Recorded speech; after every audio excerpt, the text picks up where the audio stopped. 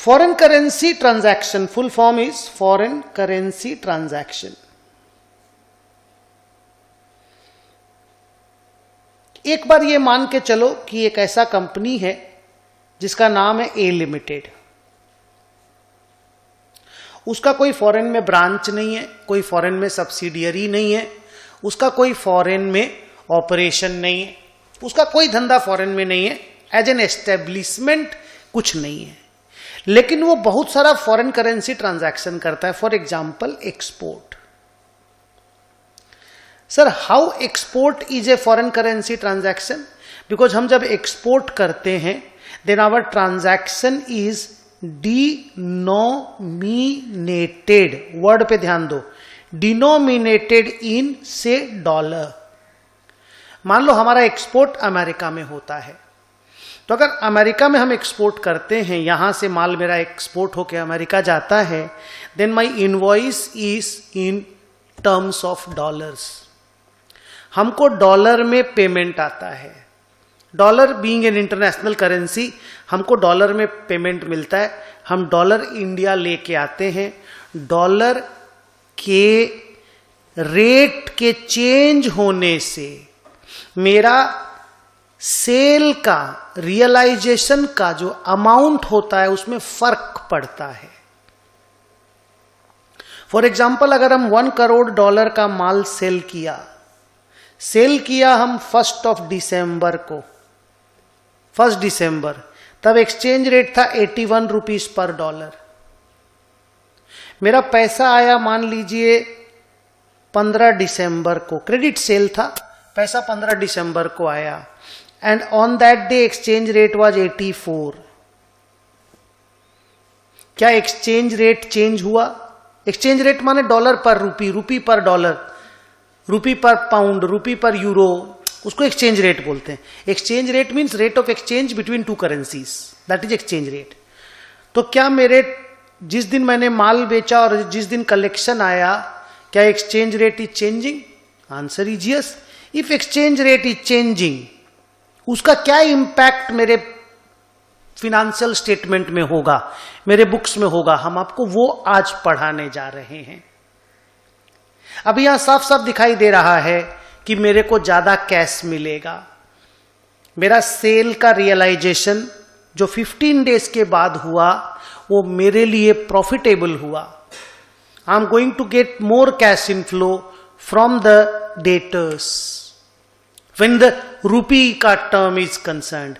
Dollar हमको 1 crore dollar ही मिलेगा, 1 crore dollar ही वो दे रहा है, उसको कोई प्रॉब्लम नहीं है। अमेरिका वाला को कोई प्रॉब्लम नहीं है, वो 1 करोड़ डॉलर ही देने वाला है, लेकिन इंडिया वाला को फायदा है, अमेरिका वाला को नुकसान नहीं है,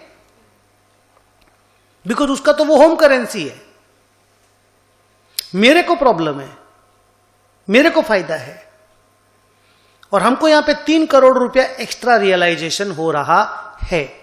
उस 3 करोड़ रुपया का अकाउंटिंग ट्रीटमेंट कैसे होगा?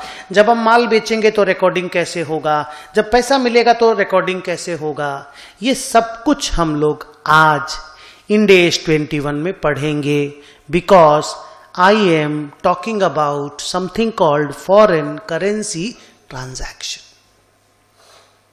The definition of foreign currency transaction is that it is a transaction which is denominated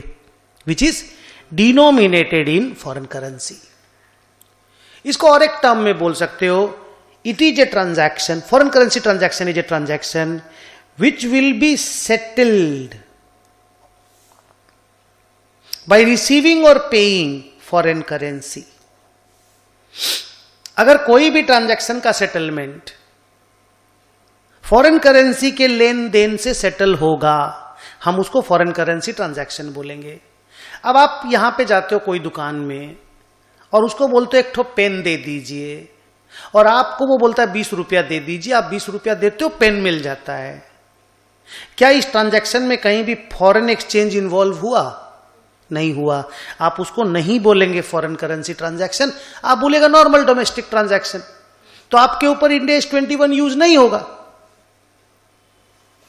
लेकिन आप अगर पेन इंपोर्ट करते हो, पेन इंपोर्ट, तो आपको पेमेंट डॉलर में करना पड़ेगा, तो आपके ऊपर इंडेस 21 रेलेवेंट हो जाएगा। अब आइए सेकेंड पार्ट कि सर कुछ फॉरेन करेंसी ट्रांजैक्शंस का एग्जाम्पल दीजिए। 1 एक्सपोर्ट, 2 इंपोर्ट, 3 लोन टेकन, जो इंडिया में सबसे ज्यादा होता है। 3 इंपोर्ट, एक्सपोर्ट और लोन टेकन, ये 3 ट्रांजैक्शन फॉरेन करेंसी ट्रांजैक्शन के एग्जाम्पल में इंडिया में फॉरेन करेंसी ट्रांजैक्शन सबसे ज्यादा यही होता है। अभी आजकल एक तो होने लग गया purchase and sale of shares of foreign companies in foreign country. मतलब जो नैस्डैक नाम सुना होगा, नैस्डैक अमेरिका का स्टॉक एक्सचेंज है। माने अमेरिका का निफ्टी जैसे नहीं होता क्या, इंडिया का निफ्टी, वैसे अमेरिका का निफ्टी है। तो हम लोग अभी क्या है, न्यूयॉर्क स्टॉक एक्सचेंज में जो शेयर लिस्टेड है उसको भी खरीदते हैं। By some mechanism you are allowed to buy.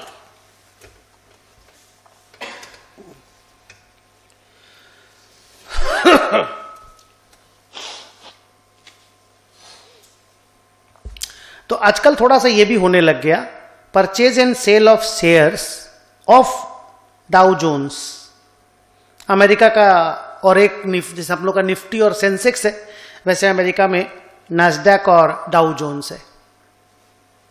तो हम लोग न्यूयॉर्क स्टॉक एक्सचेंज में जो शेयर लिस्टेड होता है उसको भी आजकल परचेज सेल करने लग गए।